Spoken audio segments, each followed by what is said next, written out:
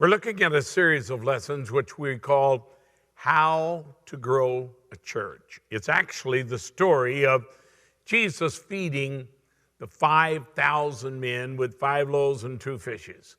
In that story, there are 6 different church growth principles. Let me give you a scripture text. The book of Mark, the 6th chapter, verses 44 and 45. Now those who had eaten the loaves were about 5,000 men.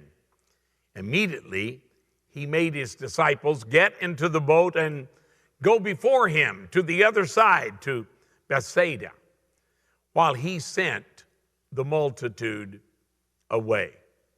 Jesus has just fed the 5,000 men, and as I said, there are basically 6 different principles I find in this story of how to grow a church. We've looked at them: growing through vision, growing through planning, growing through organization, growing through devotion, and growing through follow-up. Here's the 6th principle. The 6th principle is what I'm calling growth through renewal. Growth through renewal. See, if the ministry of our church does not grow along with the greater numbers, it creates big problems for us. And I believe that is what this principle is dealing with. The principle of how that the ministry, the structure of the church, has got to grow alongside with the crowd, with the number of people that are coming. Now, here's a good way to understand it. Think of the structure of the church like the skeleton that is in your body. The truth is, I have the same skeleton I had as a boy. As a boy, growing up, I had the same skeleton. However, my skeleton has grown with me. As my body grew, my skeleton grew along with it. Now that's the way that we must think of ministry in the church. As the structure of the church, like the skeleton, it must grow along with the body. Because if our skeletons had failed to grow with us, then our childhood skeletons would cripple us today as adults. It's only because they have grown with us, even though it's the same skeleton, yet it grew, it increased. And the same is true with the structure of the church, the ministry of the church. Those that are involved in the ministry, there must be a multiplication of that. If not, it will create problems for the church.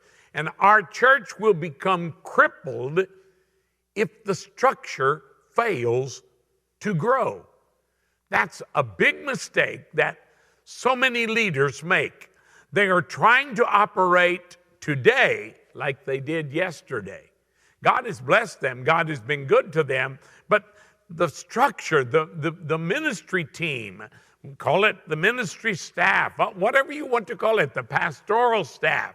But if the ministry team is not growing, it will become impossible for us to minister to the needs of the body. And so that's what this principle of renewal is talking about. It's talking about how that the ministry must grow as the church grows. Now let me give you some principles to help you understand what I'm talking about. The first one is the disciples failed to follow Jesus' example.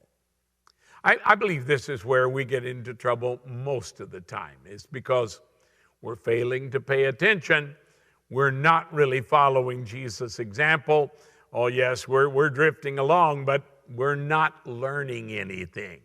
Jesus, for instance, did not feed the multitude directly. We're saying Jesus fed the multitude. That's true. He did it indirectly through the disciples. He did not do it himself personally. No, he gave the bread to the disciples, and the disciples fed the multitude.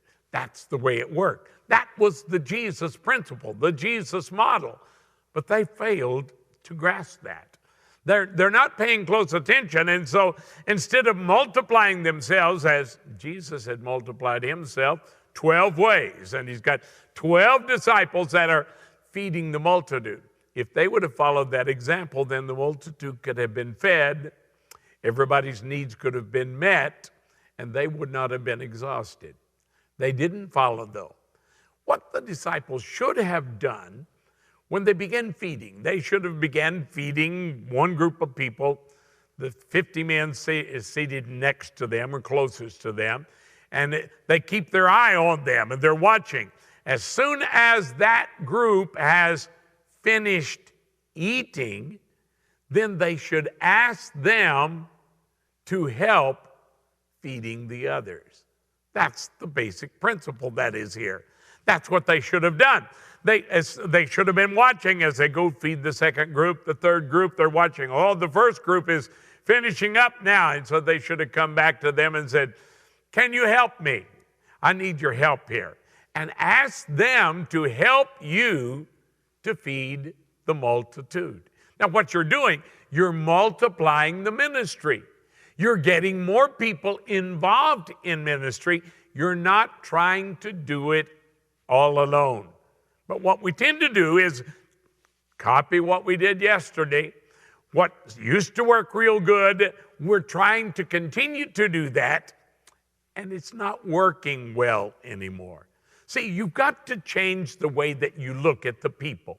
When they first come, they were just hungry people. These hungry men, they are consumers. But you've got to change your mentality and stop looking at them now as hungry men and see them as full men, satisfied men. Now it's time for them to become helpers. It's time for them to get involved in the ministry. So you change the way that you look at them. Now, this is a basic problem that happens all through life. How many parents have made this mistake? When their child was very small, the child wanted to help them. Oh, they're always getting in the way, trying to help us. But they've got a strong desire. If you're not careful, you will kill that desire, and you'll make them think that they're worthless, that they have nothing of value to contribute. That's a big mistake for you as a parent.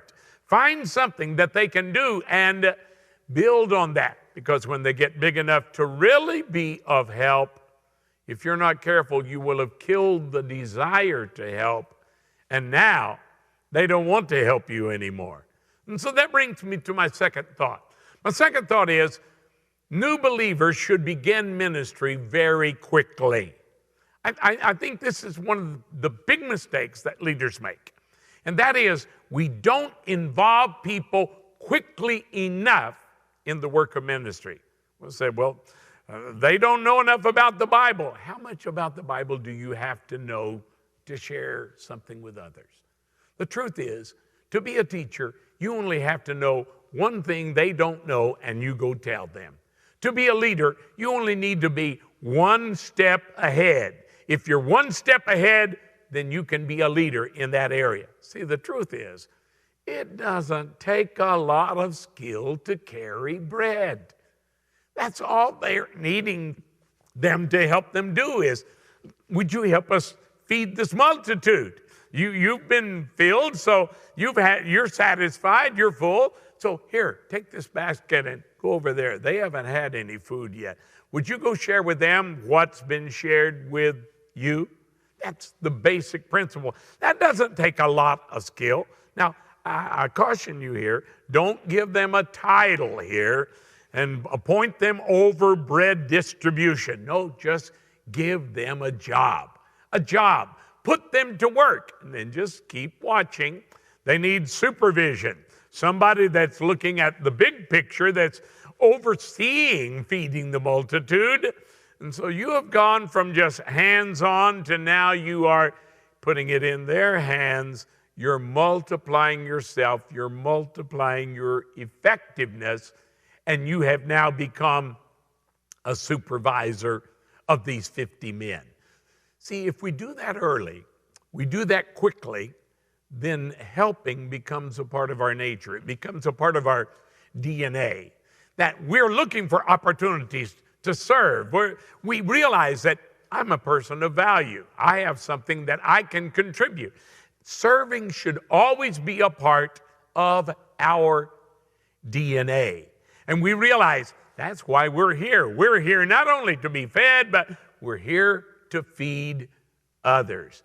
As God said to Abram, I'm going to bless you, and you will be a blessing to others. So give your helpers a task that they can do, something that's on their level, something that they understand. Start with simple things, not complicated. It gets complicated enough too quickly. Just start with the very basics, with the simple things. You've eaten some bread. Now go share what you've experienced with somebody else. That's basically all it is. Somebody said evangelism is nothing more than a beggar telling other beggars where they can find bread. That's saying it in very basic terms, but that is true. So start with the things that are simple, and then if they are faithful, and you will quickly be able to distinguish which are the ones in the group that they are leaders. They've already developed leadership skills. If they're faithful in the little things, then reward them with greater responsibilities and begin to put them over, okay, here's a group of 50 over there. Go over there and get those men to get involved in the feeding. And it begins to go so quickly when we do this. If we understand this principle of involving others in the work of ministry, don't wait too long, but get them involved quickly. Now let me talk about a third principle I see here. This is what I'm going to call burnout. Most burnout comes from a loss of vision. A loss of vision. Now here's what happens. You find that they are involved in the ministry, but soon they're just running here and running there. In the book of Mark, the 6th chapter and verse 52, there's a very interesting verse. This is after the multitude has been fed and the disciples are in the boat and they're crossing over to the other side to where Jesus had sent them. And it says something about them. It said they had not understood about the loaves. In other words, when Jesus fed the multitude, because their heart was hardened. That's Mark 6 and 52. They'd not understood because their heart was hardened. I can remember reading that and meditating upon that and asking the question, what does a miracle have to do with a hard heart? I think it's quite obvious. Why has their hearts become hardened over this feeding the multitude? And then it became obvious to me. The reason is miracles are exhausting work. We all want miracles to happen in our lives, miracles to happen in our ministry or in our churches. Excuse me, John. We all want miracles in our lives, miracles to happen in our ministry, in our churches. But the truth is, miracles are exhausting work. These men, because they continued to try to feed all the multitude themselves, they soon were exhausted from the miracle. And that is a basic principle. If we continue to do the work of ministry the same way as we did yesterday, we will burn ourselves out. And I've met many people that they've been burnt out in ministry, burnt out from churches, burnt out from their work. See, we become so preoccupied with meeting the needs of the others that we fail to plan. We're not thinking ahead.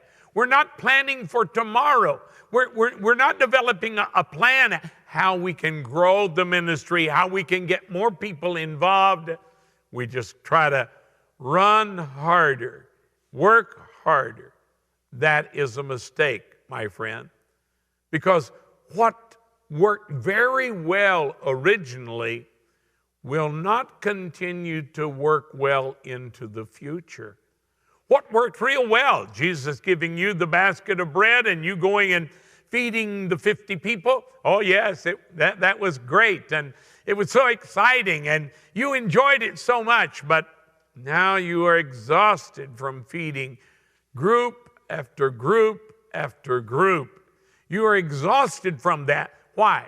Because you're continuing to try to do it today the same way you did it yesterday. And that is a mistake. Many leaders fail because of this. They fail because they stop to refresh themselves. And in their exhaustion, they begin to make terrible mistakes. Don't fall into that trap. That is a ministry trap that has caught so many people. And if you're not careful, the more successful you are in the work, the more successful you are in the ministry, the greater the downfall, because you're continuing to try to do it the same way. That is what the disciples were doing. And because of this, they have reached the point of exhaustion. And now their hearts have become hardened. I can remember in my life, God sent us to help pastor a hurting church, a church that had gone through a terrible division, and they were hurting very deeply. And as I threw myself into trying to help them, God began to bless the efforts, and they began to recover. And soon new people were coming, and the church was growing again. And I'm trying to do everything the same way that I did when I first arrived. And now the church is almost double in size. And I can remember the day that I distinctly remember the thought, if that phone rings one more time, I'm going to throw it through the window. And then wait just a minute. What am I thinking? What am I saying? These people are reaching out to me and they're wanting help, and now I'm wanting to reject them. The mistake was exhaustion, because I was trying to continue to do the work of ministry the same way. That was the mistake. So the fourth thing that I want to point out in this lesson is delegation is one of the greatest secrets of multiplication. We've got to learn how to delegate the work of ministry. If we don't do that, we're going to find ourselves burning out. Just from exhaustion, we start making terrible mistakes from the exhaustion of trying to be Brother Wonderful. You're trying to be God's miracle man and meet everybody's needs. No, even Jesus didn't do that. Jesus developed a team to carry out his work of ministry. And not only did he have those that were closest to him, then he had 50 associates that he sent them out with assignments. We've got to learn the same secret. I really believe it's God's will for our churches to grow. I believe that with all of my heart. Now, that doesn't necessarily mean that they're growing numerically. Maybe they're growing spiritually. Or maybe they are growing mentally in their knowledge of God. Maybe they're growing in love. But they must be growing. Anything that is not growing is dead. So it's God's will for us to be growing. And if we're growing, then we're going to have to make some changes. Anything that is growing, everything that is alive is growing, and everything that's growing is changing. One of the basic ingredients for growth is hard work. Hard work. And that's why some people's churches will not grow, is because they're not willing to work hard. They're not willing to invest themselves into it. And unless you're willing to work hard, no, you're not going to see much growth. Not at all. But if you work hard, there comes a point that you reach a point of what we call saturation, a place where you can't work any harder. What do you do when you get to the point you can't work harder? You must learn to work smarter. You've got to think of new ideas, of new ways of doing the same things. Instead of you trying to feed everybody. You're delegating it out to others and saying, here, take this bread, go feed these people. You give them the responsibility. You're sharing the work of the ministry. Delegation. Delegation. It's when you learn the secret, as Jesus said, well done, good and faithful servant. You've been faithful over a few things. I will make you ruler over many. Now you're delegating it out to all your helpers. The book of Proverbs gives us a wonderful insight. Proverbs 22 and 29, where he says, do you see a man who excels in his work? He will stand before kings. He will not stand before unknown men. Excels in his work. That's the key. The key is excellence. And yet you're not going to find excellence by trying to do everything. That's not the way it is done. We have the cliche that we said in Arkansas, he's the master of all, he is the jack of all trades. In other words, he's doing all this different work, but he is the master of none of them.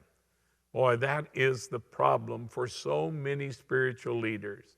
Too many pastors are trying to do too many things instead of delegating it out. Find someone that has gifts and talents for that assignment. Find out what their gifts are and then delegate your job to them. Give it to them. Let them become your helper. That's one of the great secrets of church growth, and that is delegate it. And you'll discover with delegation comes excellence. If you're choosing the right people that are gifted in those areas, you'll discover they can do it better than you can do it. They will make you look good because they are excellent in focusing on whatever their gift and talent may be. So with the delegation, we are raising the bar.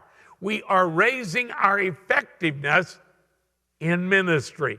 This is what the disciples should have been done. I've discovered a basic principle of life, and that is the greatest things that we can do are not the things we do personally. They are the things that we influence others to do. That's the secret of multiplication. It's not because you're doing all of this by yourself. No, you are influencing others. And by your influence upon their lives, you're multiplying your effectiveness. That's what God wants us to do. That's what the disciples should have been doing. If they had begun delegating it, then they would have soon been discovering among that group of 50, there are some leaders in there that can help you even do a better job. You begin making them supervisors over other groups, over other teams, and you begin and continue to multiply the effectiveness of it. So by proper delegation, we multiply our effectiveness, and we become greater and greater at what we are doing. This whole story of Jesus feeding the 5,000 of men, it began with Jesus calling the disciples into a desert place for rest. For rest. They were exhausted from their ministry activities, and so Jesus said, let's come aside here and let's rest. But the multitude found where he was going. They were there waiting for him when he arrived. So Jesus uses this as an opportunity to teach the disciples a lesson about learning how laboring to enter into rest. The truth is, if we work hard, then we have earned the right to rest. Now, I'm not talking about the lazy person. No, not at all. As Paul said, I labored to the point of exhaustion, but he also knew how to rest. And if we don't discover that fact, then we will burn ourselves out. So Jesus is showing them through this miracle of feeding the 5,000 that you must learn how to delegate And as you delegate, you're conserving your own energy to helping see the big picture, oversee the feeding of the 5,000. You don't have to do everything alone. That is a mistake. And so this is what Jesus is teaching. It's what I call growth through renewal. Growth through renewal. And as long as the ministry continues to grow, like our skeleton, as it grows with our body, we become adults, we become mature, we're stronger than ever before, we're able to accomplish things we could never do before because our structure, our skeleton was growing alongside the body. And if we do that, then everybody will be fed. I believe what this whole principle is teaching us here is it is our responsibility, mine, yours, it's our responsibility to find some helpers and we can feed a multitude. The truth is, we can do more than we even imagine. God is able to do it through us if we will work by the right principles. And one of the great principles is the principle of delegation. Growth through renewal. And so I challenge you, whatever your assignment may be, it's not enough for you to do a good job. You've got to be thinking of, who can I delegate this work to? Who can I assign this? There are certain things I need to focus on. I need to delegate other parts of this responsibility to others. And if you learn to think like that, then you're thinking like Jesus thought. You're following Jesus' example. And so there was Jesus, and there was the 12 disciples, then there was the 70. There's 120 on the day of Pentecost that turned into 5,000. I mean, it just multiplies because they're doing it the right way. So God help us to learn this principle, growing through renewal, through delegation.